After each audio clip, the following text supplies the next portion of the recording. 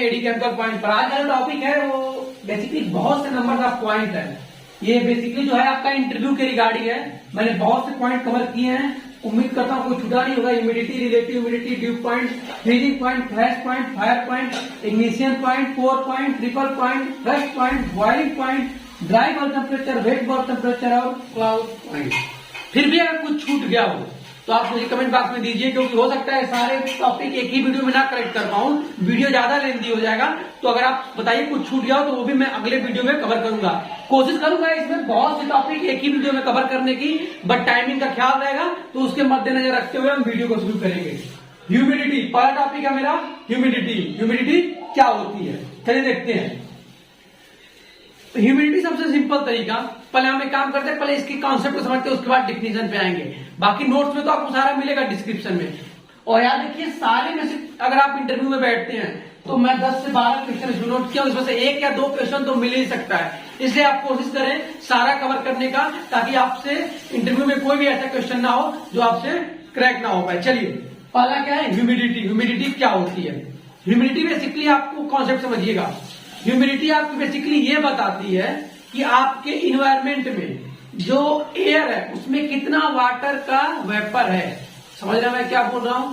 मैं ये बोल रहा हूं कि ह्यूमिडिटी जो है वो बेसिकली ये बताती है कि आपके इन्वायरमेंट में जो एयर है उसमें कितना वाटर का वेपर मिक्स है। आई बात समझ में? वो बताती है आपकी ह्यूमिडिटी। अब समझिएगा बात कैसे है। जब आप देखते हैं कभी कभी आपको ज्यादा ठंडी लगती है, क्या लगती है? कभी कभी ज्यादा ठंडी लगती है। इसका मतलब क्या होगा? मतलब एयर में वाटर का वेपर मिक्सचर ज्यादा है। एयर में क्या है? एयर में आपका वाटर यानी H2O का मिक्सचर ज्यादा है, तो आपको ज्यादा ठंडी लगती है यानी कोल्ड लगती है। बराबर। कब लगती है? ये लगती है आपके ठंडियों के सीजन में। क्यों, क्या होता है? क्योंकि सूर्य की रोशनी आती नहीं है। सूर्य की रोशनी आएगी नहीं तो वाटर आपका इवापोरेट होगा नहीं, तो इसलिए क्या होता है, पूरा का पूरा वाटर मिक्सचर वो रह जाता है। इसलिए आपको ठंडियों में ज्यादा ठंडी लगती है जब आपका एयर जाता है। वही आप देखते हो गर्मियों के सीजन में क्या होता है, एयर में वाटर वेपर का मिक्सचर क्या होता है, कम होता है। इसलिए आपको क्या होता है, गर्मी फील होती है। आई बात में अक्सर लोग बोलते भी हैं कि आज ज्यादा ह्यूमिडिटी है, मतलब आज ज्यादा ठंडी है। आज कम ह्यूमिडिटी है, मतलब आज कम एयर में वाटर वेपर का मिक्सचर है। आई बात समझ में? बात समझिएगा, क्योंकि अगर आप ह्यूमिडिटी समझ जाएंगे तभी आपका ड्यू पॉइंट समझ में आएगा। ठीक है, इसलिए मैंने ह्यूमिडिटी को पहले कैचअप किया है। क्या बोला? ह्यूमिडिटी है वो बेसिकली एयर में आपके वाटर वेपर के मिक्सचर को बताता है कि आपके एयर में कितना वाटर का वेपर मिक्सचर है।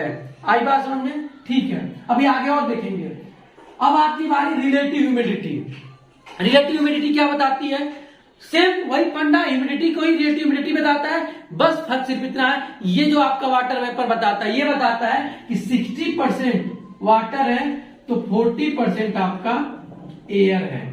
मतलब ये परसेंटेज में क्या करता है, ये परसेंटेज में आपका वाटर को बताता है कि एयर में इंक्लूड है। कौन सा? Relative humidity. आई बात समझ में? अब एक बात और यहाँ पे आपको बता दूं कि अगर आपके मन में क्वेश्चन आ रहा हो कितना ह्यूमिडिटी रहनी चाहिए नॉर्मल जीवन के लिए, आपकी बॉडी को सही कैचअप करने के लिए, जो आपकी बार बार तबीयत खराब हो जाती है सर्द गर्म से, कितना इन्वायरमेंट में एयर वेपर यानी ह्यूमिडिटी होनी चाहिए। अब बात हम चूंकि जान चुके हैं ह्यूमिडिटी क्या है, इसलिए अब वाटर और वेपर का मिक्सचर नहीं बोलेंगे, हम ये बोलेंगे कि हमारे इन्वायरमेंट में ह्यूमिडिटी कितनी % होनी चाहिए। तो हमारे वैज्ञानिकों ने शोध किया कि 30 से 50% रिलेटिव ह्यूमिडिटी होनी चाहिए। अब मैं रिलेटिव ह्यूमिडिटी क्यों बोला आप समझ गए होंगे, क्योंकि परसेंटेज में यहां निकाला गया है। आई बात समझ में? इसलिए रिलेटिव ह्यूमिडिटी बोला गया है। तो 30 to 50% अगर एयर में एयर और वाटर वेपर का मिक्सचर होगा इन्वायरमेंट में, तो आपकी बॉडी के लिए और सब चीज के लिए आपका सही माना गया है। ये आपका कैलकुलेशन निकाला गया है। आई बात समझ में? ठीक है, अब समझेंगे ड्यू पॉइंट क्या होता है। क्या ड्यू पॉइंट क्या होता है? अब देखिए, अगर आप ह्यूमिडिटी समझे हैं तो ड्यू पॉइंट समझ जाएंगे। आप समझने की कोशिश करिए। ड्यू पॉइंट कौन सा पॉइंट होता है?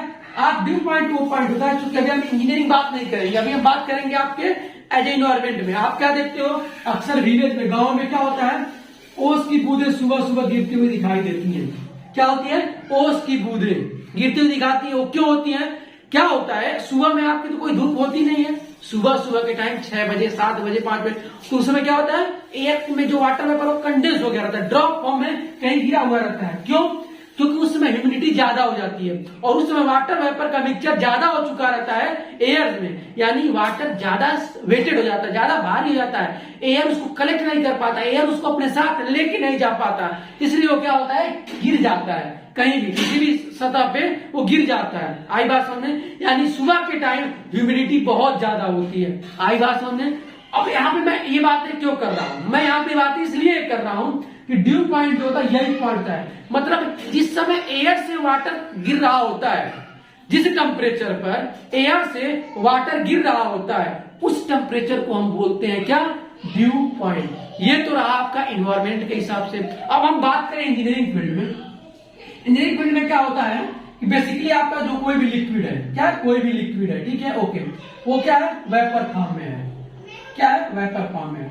और ये तुम्हारे यहाँ हीट दिए, क्या दिए, हीट दिए, तो किस फॉर्म में हुआ, वेपर फॉर्म में हुआ। लेकिन जब यह वेपर क्या हो, जब यह वेपर पूरा लिक्विड में कन्वर्ट हो, याद रखिए जब पूरा कन्वर्ट हो जाए तब की बात नहीं करो, जैसे ही जिस टेम्परेचर पर जैसे ये वेपर इतना ठंडा हो जाए, ये वेपर जो आपका हीट लेके इतना ज्यादा वेपर कलेक्ट हुआ है, वेपर जनरेट हुआ है, जैसे ही ये वेपर लिक्विड फॉर्म में कंडेंस हो, उस टेम्परेचर को, जिस पॉइंट पर, जैसे याद रहे पूरी मिनिमम टेम्परेचर की बात करें, ड्यू पॉइंट बेसिकली अब डिफिनेशन समझिएगा, ड्यू पॉइंट वह मिनिमम टेम्परेचर है जिस पर जैसे ही कोई वेपर लिक्विड में कंडेंस होना स्टार्ट हो, आई बात समझ में, वह उस पॉइंट को हम बोलते हैं ड्यू पॉइंट। आई बात समझ में? उम्मीद करता हूं समय, इसीलिए आप देखते हो सुबह सुबह के टाइम जो आपका एयर में वाटर वेपर मिक्सचर ज्यादा होता है, क्योंकि धूप नहीं आई रहती है, तो वो उस समय टेम्परेचर बहुत कम होता है एयर में, उसमें ठंडी भी लगती है, और उसी टेम्परेचर को हम बोलते हैं ड्यू पॉइंट। इंजीनियरिंग में बात किया तो कोई क्लोज वेसल है, अगर उसमें रिएक्शन करा रहे हैं और रिएक्शन के दौरान अगर हीट आप इतना दे दिए कि वो वेपर फॉर्म में हो गया, और फिर उसको आप इतना कोल्ड कर दिए, इतना कोल्ड कर दिए कि वह जो वेपर है आपका दोबारा क्या हो गया, लिक्विड फॉर्म में होने लगा, इसे हम बोलते हैं ड्यू पॉइंट। आई बात समझ में? उम्मीद करता हूं समझ में आया होगा। अब बात करते हैं फ्रीजिंग पॉइंट। फ्रीजिंग पॉइंट क्या होता है? फ्रीजिंग पॉइंट बेसिकली वो पॉइंट होता है, सेम देखिए सारे पॉइंट एक दूसरे से कलेक्ट हैं, डिफिनेशन अच्छे से मिलेगा, कॉन्सेप्ट समझिए। फ्रीजिंग पॉइंट आप क्या होता है, आप ये समझिए, ऐसे मान लीजिए कोई क्लोज वेसल, जैसे इसे ही समझिए, क्लोज वेसल लिक्विड है, यहाँ पे आपका कोई सॉलिड है, आइस है, समझ लीजिए सॉलिड आपका आइस है, तो हर एक चीज का अपना वेपर प्रेशर होता है कि नहीं होता है? हर एक चीज का अपना वेपर प्रेशर होता है, ठीक है। तो हम इस लिक्विड का वेपर प्रेशर कब क्या हो जाए, इस सॉलिड के वेपर प्रेशर के बराबर हो जाए, यानी थर्मल इक्विलिब्रियम में आ जाए, उस टेम्परेचर को हम क्या बोलते हैं, बोलते हैं हम फ्रीजिंग पॉइंट। आई बात समझ में? कैसे होगा देखिए, आप याद रखिए, आपका ये लिक्विड है, क्या है, ये लिक्विड है, इसका अपना एक वेपर प्रेशर है, इसके ऊपर एक वेपर प्रेशर लग रहा होगा, सपोज दैट उस समय टेम्परेचर 36 डिग्री सेंटीग्रेड है, ओके। हम इस टेम्परेचर को घटाते जाए और इतना घटा दें उस टेम्परेचर को कि वह जो टेम्परेचर हो आपका क्या हो, वह जो टेम्परेचर हो वह वेपर प्रेशर इतना कम कर दें कि वह धीरे धीरे पास आता जाए, आई बात समझ में, और इतना पास आ जाए कि दोनों एक दूसरे के सॉलिड होना शुरू कर दें, और जिस टेम्परेचर पर एक दूसरे से दोनों कलेक्ट होना शुरू कर दें, उसे हम बोलते हैं फ्रीजिंग पॉइंट। और जैसे ही करेक्ट कब होगा, जब इसका वेपर प्रेशर सॉलिड के वेपर प्रेशर के बराबर, तभी तो आखिर सॉलिड कैसे बना है, ये सॉलिड आइस तभी तो बना है जब इसके अंदर से हमने क्या कर दिया, इसका वेपर प्रेशर बिल्कुल कम कर दिया, इतना ठंडा कर दिया कि वह सॉलिड के वेपर प्रेशर के बराबर हो गया। आई बात समझ में? ये रहा आपका फ्रीजिंग पॉइंट। एक बार और समझते हैं फ्रीजिंग पॉइंट क्या होता है। फ्रीजिंग पॉइंट क्या हो, फिर से दोबारा कवर कर रहा हूं क्योंकि इंपॉर्टेंट है। फ्रीजिंग पॉइंट वह पॉइंट होता है जिस पर कोई लिक्विड, याद रखिए, तुरंत सॉलिड फॉर्म में कन्वर्ट होना स्टार्ट हो। अब याद रखिए, तुरंत मतलब ये नहीं कि पूरा सॉलिड में कन्वर्ट हो रहा हो, नहीं, जैसे ही वह मिनिमम टेम्परेचर किसी भी लिक्विड का, वह मिनिमम टेम्परेचर जिस पर वो सॉलिड बनना स्टार्ट हो, जी हाँ, हो सकता है वो आधा भी सॉलिड हो आधा लिक्विड हो, लेकिन सॉलिड फॉर्म में बनना स्टार्ट हो गया हो, उस टेम्परेचर को हम क्या बोलते हैं, फ्रीजिंग पॉइंट बोलते हैं। जैसे मान लीजिए वाटर का फ्रीजिंग पॉइंट क्या होता है, 0 डिग्री सेंटीग्रेड। याद रखिए इसमें प्रेशर की भी भूमिका है, 1 atm होना चाहिए, प्रेशर आप बढ़ाएंगे तो फिर आपका टेम्परेचर वेरी करेगा।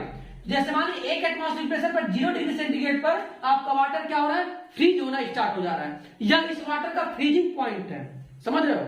ऐसे मान लीजिए आपका अंदर कोई क्लोज वेसल है, इसके अंदर लिक्विड है और जिस लिक्विड का अपना एक वेपर प्रेशर है, इसके अंदर क्या होगा, वेपर प्रेशर होगा, और उस वेपर प्रेशर को हम कम करते जाए, मतलब उसको क्या ठंडा करते जाए। तो जितना ठंडा करे उसका वेपर प्रेशर उतना कम होगा कि नहीं होगा। और वो क्या होगा, धीरे धीरे वेपर प्रेशर जब कम होगा तो ये जो लिक्विड आपके फ्री थे यहां से यहां पे, अब वो पास आना शुरू करेंगे, क्योंकि वो वेपर प्रेशर की वजह से दूर हो गए थे। अब वेपर प्रेशर हम कम करते गए और वो क्या हुआ, और पास आते गए। और अब इस समय जो इसका वेपर प्रेशर होगा इस लिक्विड का, वह सॉलिड के वेपर प्रेशर के बराबर हो जाए। और तो आप यहां से डिफिनेशन भी लिख सकते हो कि फ्रीजिंग पॉइंट वह पॉइंट होता है जिस पर लिक्विड का वेपर प्रेशर सॉलिड के वेपर प्रेशर के इक्वल हो जाए, उस टेम्परेचर को बोलते हैं फ्रीजिंग पॉइंट। आई बात समझ में? ठीक है। फ्लैश पॉइंट क्या होता है? सिंपल, फ्लैश पॉइंट किसी भी फ्यूल का वह मिनिमम टेम्परेचर, किसी भी फ्यूल, बात समझिएगा, किसी भी फ्यूल का वह मिनिमम टेम्परेचर इस पर वह फ्यूल कुछ वेपर क्रिएट करे, जैसे मान लीजिए आपका ये क्लोज वेसल है, इस पे हम यहाँ क्या दिए, हीट दिए, ठीक है। और यह वेपर, ये लिक्विड क्या हुआ, यहाँ पे वेपर क्रिएट किया, क्या किया, वेपर क्रिएट किया। और यह वेपर एयर के साथ मिलकर क्या करे, एयर के साथ मिलकर फ्लेमेबल मिक्सचर तैयार करे। क्या तैयार करे, अब ये तैयार हो गया फ्लेमेबल मिक्सचर। बात समझिए, बड़ा कॉन्सेप्चुअल बात है यहाँ पे। फ्लैश पॉइंट एक बार समझ जाएंगे, फिर दोबारा कभी भूलेंगे नहीं, ये मेरी आपसे प्रॉमिस है। क्या है, कोई लिक्विड है, इसको हीट दिए, या इस लिक्विड का अपना एक टेम्परेचर है, ये भी हुआ। चलिए अब हीट को आप एवॉइड करिए। कोई लिक्विड है, कोई आपका फ्यूल है या लिक्विड जो भी है, वो क्या हुआ, उसका अपना एक वेपर टेम्परेचर है, और उसका जो वेपर है वो एयर के साथ मिलकर एक क्या तैयार किया, फ्लेमेबल मिक्सचर तैयार किया। और जैसे इसमें कोई मैंने इग्निशन सोर्स दिया या हीट दिया, और वो क्या हुआ, तुरंत फायर को क्या हो, तुरंत एक फ्लैश हो, कुछ सेकंड के लिए, हो सकता है 2 से 3 सेकंड, 1 से 2 सेकंड। याद रहे, यह जो फ्लैश होगा कंटिन्यूअस नहीं होगा। सबसे बड़ी बात है फ्लैश पॉइंट की, जो भी फ्लेम निकले कुछ सेकंड के लिए निकले। जैसे आप अक्सर देखते हो चाइनीज फूड पे जाते हो या अक्सर घरों में दाल फ्राई करते हो, देखते हो दाल जब फ्राई करते हो तो कुछ सेकंड में उसमें फ्लेम निकलती है और फिर बुझ जाती है। आई बात समझ में? देखिए दोनों कंडीशन होगा। एक कंडीशन ऐसा आएगा कि वो फायर पकड़ेगा, बुझेगा नहीं, हो सकता है पकड़े फिर 5 सेकंड बाद भी बुझ जाए, वो आपकी फायर पॉइंट हो जाएगी। लेकिन जैसे ही जले और तुरंत बुझ जाए, उस पॉइंट को बोलते हैं फ्लैश पॉइंट। आई बात समझ में? क्या बोला, मतलब किसी भी फ्यूल का वह मिनिमम टेम्परेचर जिस पर वह आपका वेपर क्या हो, एयर के साथ क्या बनाएगा, एयर के साथ आपका फ्लेमेबल मिक्सचर बनाएगा, और उसमें जैसे ही कोई मैं इग्निशन सोर्स दूं, वह कुछ सेकंड के लिए फ्लेम जनरेट करे और तुरंत बुझ जाए। और जिस टेम्परेचर पर वो फ्लेम जनरेट, जिस टेम्परेचर पर वो फ्लेम तुरंत होगा, उसी टेम्परेचर को हम बोलेंगे आपका फ्लैश पॉइंट। आई बात समझिए। अब इसमें एक निकाला गया है कि 37 डिग्री सेंटीग्रेड, 37.8 पकड़ लीजिए, 37.8 डिग्री सेंटीग्रेड के नीचे जितना आपका कोई भी फ्यूल होता है, इसका अगर टेम्परेचर इतना है तो वो सारा फ्यूल क्या माना जाता है, आपका याद रखिए फ्लेमेबल। इसीलिए आप देखते हो इंडस्ट्रियों में गाड़ी के टैंकर पे लिखा होता है हाईली फ्लेमेबल फ्यूल, यानी उस समय जो इसके अंदर टैंकर के अंदर जो लिक्विड है वो क्या है, उसका फ्लैश पॉइंट इससे नीचे है, 37.8 डिग्री सेंटीग्रेड से नीचे है। यानी जो भी फ्लूइड को अगर बोला जाए कि ये फ्लेमेबल फ्लूइड है, आप समझ जाइए कि उसका टेम्परेचर यानी उसका जो फ्लैश पॉइंट है वो 37.8 डिग्री सेंटीग्रेड से बिलो है, नीचे है, इसलिए वो हाईली फ्लेमेबल है। आई बात समझ में?